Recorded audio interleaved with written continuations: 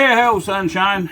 What I got going on today, I pulled the cylinder off the 026 and to put some more timing in it. It's at 141 degrees right now. So the cylinder without the score on it, I just cut the base on. So I think it turned out nice. It had 55,000 squish in it's what it had, and that was just too much. The fact that I cut this on a mini lathe brings me to, I want to show you how I set these up. And I want to show you another tool that ain't been showed yet for a mini lathe right here. Handy. Man, that baby is handy. And it don't take nothing. It's just scrap metal. But I'll take you over and set you up on that. I've already cut this, but I'm going to walk you back through setting it up. Even if you've done it, you might learn a trick. And I ain't the best, guys. I ain't the best. I ain't even good. I'm not even good. So you guys that are really good at it, you'd probably tell me some tricks, and you're welcome to. But for somebody that's never done it or just thinking about doing it, I might show you a little trick or two to help you out. And this tool right here is going to help a lot of people out with a mini lathe. This video seems out of order. It's because I shot it out of order. Yeah, sorry, I look like I got shoved through a knot hole with a broomstick. Got up this morning and edited this video. Realized it didn't show this thing as well as I wanted it to. So I'm going to shoot you another clip. Sorry I look like this. Like I say, I finished editing the video. Went to town, picked up Stihl, rebuilt the hydraulic cylinder for my sawmill. Then, what did I do after that? I brought a trailer, hog moving trailer up to Dad's because it was here. Come back home, got my gooseneck, picked up 10 little pigs, put them in the hog moving trailer, moved them over to the gooseneck. Didn't get a door shut good. One of them got out, so we played grease pig contest for probably 45 minutes before we got it caught back again. Once they got caught once, it didn't want caught again. Come home, got them turned out with my ones I'm fattening up, and went and mowed a load of hay. Seems like I've done something else. I don't know. It's about 2 o'clock in the afternoon now, and I'm about done in. I ain't as surprised as I once was. I'm also going to say the video ain't bad, but it didn't turn out like I wanted. I had 2 different camera angles because I knew my old pumpkin melon head would be in the way of the one camera that was here. So I had another camera sitting here, and I rotated at 270 degrees. And part of the time I rotated at 90 degrees. So guys, just bear with me. I think you'll still get the gist of it. Sorry about the quality of the video. I don't make them the best, but man, I try to make them better than this. It just didn't happen. Okay, we got a Stihl 026 cylinder here. This and here's a junk cylinder, but it's going to work good for demonstration. You want to find something that fits that bore, right, for a mandrel, and you can either cut a mandrel or this one here. 1.25 inch Allen brand socket fits it just perfect. So I've got my little 3-jaw chuck, and that 3-jaw chuck mouse here, that's the one that comes with the lathe. You guys know I put a 4-jaw chuck on here, and I've got this 3-jaw chuck centered in that 4-jaw chuck. So you can just ignore this 4-jaw chuck. It's not pertinent to the situation. It's just, it was easy. It was quicker and easier to zero up this and here than it was just switch it out. I use the 4-jaw most of the time. If I want to put this jig in here and cut the squish, I can do that. And that 4-jaw chuck works good on that. So, first thing you want to do, of course, like I say, we want to make sure this fits, and it does. No problem. Next thing we want to do, we want to get our dial indicator set up. Try to set that in such a way. I'll try to set that in such a way you guys can see the dial. Then we'll run her up at about 0. I'm gonna run it back this way just a little bit because I'm hoping something's gonna happen here that I want to show you.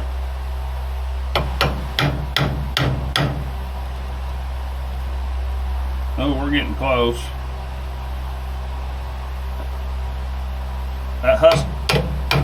This is my Husqvarna carburetor tool, and I'm just trying to get this set for you. I just want to get it close. And I don't care that it's even clamped down in there too tight. I just want to get it within a couple of thousandths just to show you. And there is a little scratch in there that's going to make that jump. Now I'm hoping this is out. Now that's centered right here, right? We're going to call it centered. We're going to call it centered. It's a thousandth or two off. We know that. It's got a bad spot in it, in that socket, and that's okay. That's where they mashed it and upset it. Now what I want to show you is, just because that's in right here, right on this plane, now it may be out around here or out around here or out around out here, because she's like the old rubber pencil trick where it seems like it stays in and everything's wobbling around it. Just because we're zeroed here doesn't mean this bore is zeroed. And you can run this back and forth, and you can see we're not zeroed up. We ain't bad, but that is something I wanted to show you, that you got to zero in a couple points or run your feed back and forth. Once you got that zeroed on all its axes, then you're in good shape. Now we're getting ready to cut. Like I say, I'm just demonstrating here. I've already zeroed it and cut that, and it takes way yonder longer to zero that than it does to do anything else. Now on a mini lathe, and that's part of this deal here, that's a pretty good little tool to make. It gets rid of that cross slide, because this here won't necessarily, those fins right here, let me just run you back in there, those fins will just run down there and hit that cross slide. So your cross slide has to be back out of the way. You have to run this down to bed to get your cross slide far enough out of the way it can clear all that. And that's where this little tool comes in, because the compound slide that went with it, when it was in here, then this here stuck out in the way and hit that. Bad deal. We worked around it though. So the next thing the guy does, gets his live center on there.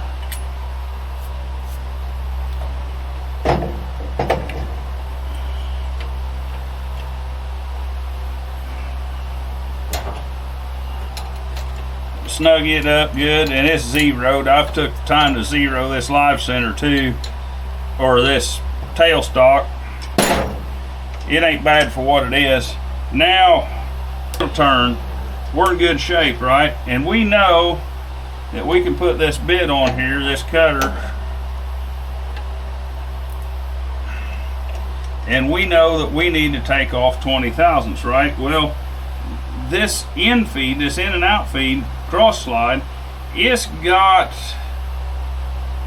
measurements marked out on the thousandths,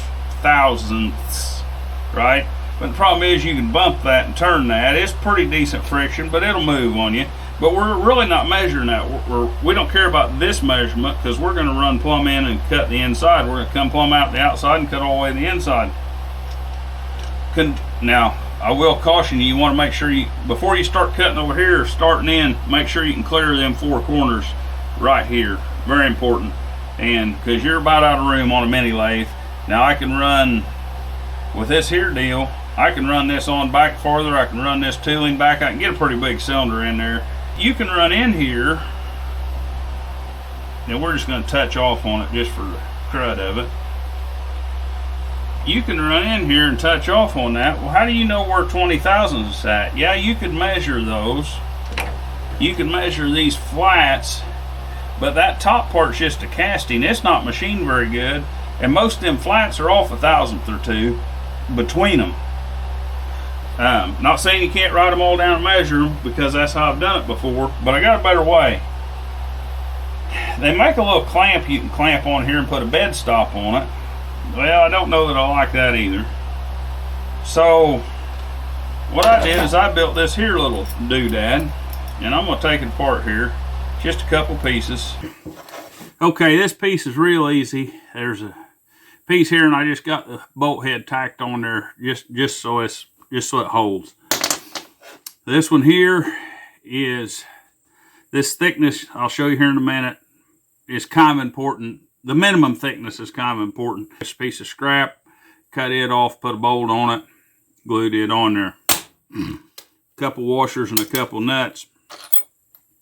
Now you can see how everything is. But okay, I got you hung up overhead so I can try to show you how this works. Now anybody that's got a lathe knows how the tail stock rides in. It sits here, and then this here keeps it straight this way here. And then there's a clamp on the bottom. Well, that's essentially what we duplicated right here, okay? The reason I made this bolt longer, like I say, is so I can reach it. So I can reach it from the bottom, and I can hold that bolt. Now, like I say, it's long enough it won't turn all the way around, so I don't have to back this up with a wrench. Okay. Now, if you just do it like a tailstock, you can just slide it in there, of course. Now, the reason I say the minimum thickness of this is quasi-important is because we'll just put that on there like it was going to be a tailstock. It's got to go over the top this way. You see what I'm saying? So that's why that minimum thickness is important. You got to get that 1/4 inch bolt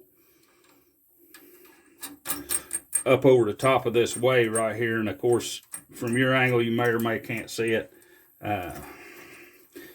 Now this didn't show very good in the other video either, so I'm going to show you. Most dial indicators got a lug on the back. That's what this 1/4 inch holds for. Okay, so yeah, we're a little close. It would compress. I'm not going to. I'll just slide this back.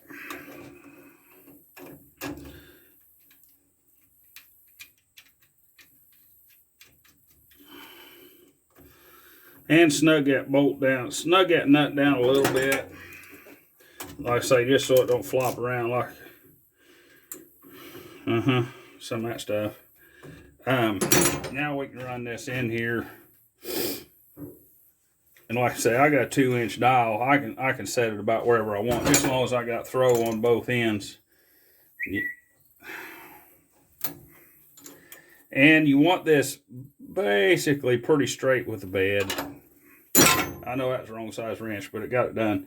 Now, these are those little screws for that way, so you got to make sure this pointer isn't setting down far enough to hit those, okay? They got to go up over the top of those. Now, what do I do now?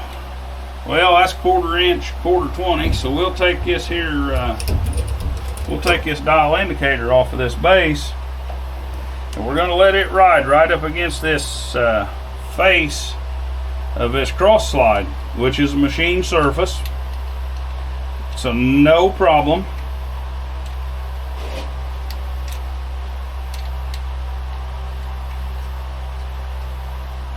I ain't set up very good, am I? I don't have a 7/16 wrench over here. I done took it apart, but luckily I always carry a crescent hammer on my belt. That's my portable lathe right there. It makes round stuff. It makes hexagon stuff round real good. Now there's some little jib grub screws on the side of this to tighten up those ways. Now you want to make sure your pointer will clear those, because it's going to be riding down the side of this as you're feeding in and out. So now I can take my handy dandy nut, and I got a 2-inch indicator, and I really don't even care where I tighten it up, just enough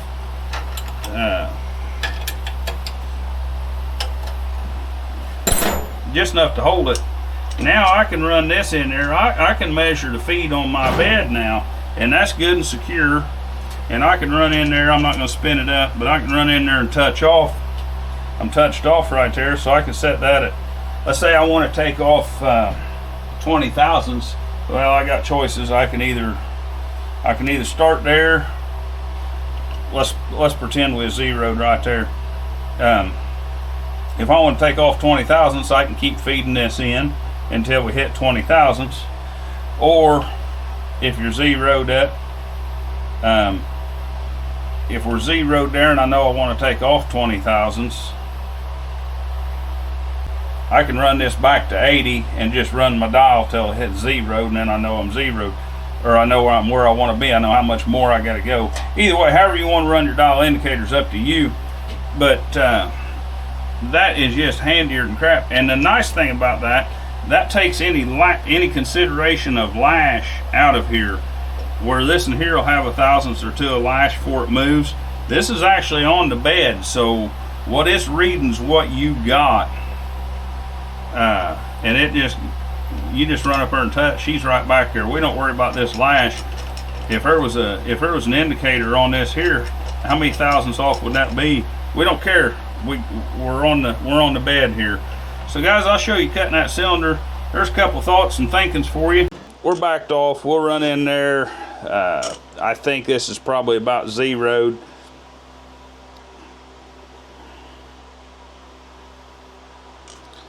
But I'll just run in there and touch it right quick. Yep, zeroed. I'm gonna back her off just enough.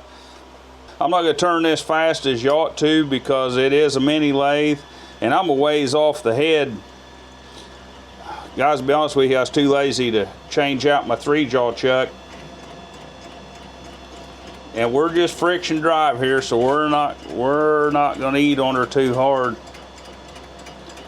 And it's gonna sound like this cut's interrupted most of the way in, because right now I'm just hitting on the 4 corners of that where the bolt holes go down through, because it's square. So I'm just hitting on the corners. Once I get down to where it's almost round all the way around, I'll be hitting bolt holes. Be just the last little bit before it ever cleans up and eats on through.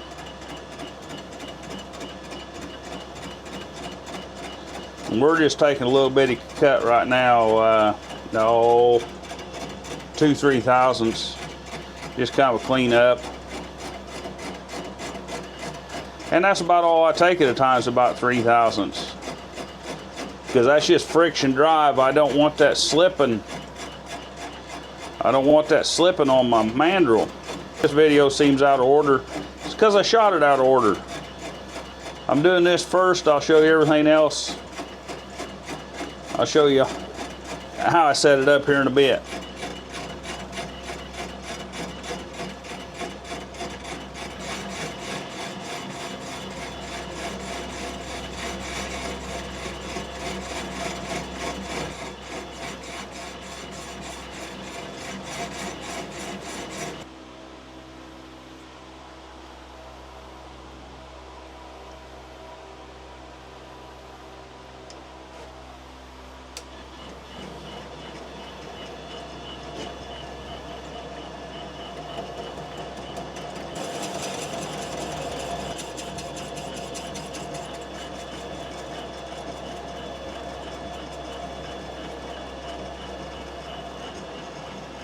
As I got done cutting it, and I done took it off there. But anyhow, there's how she looks.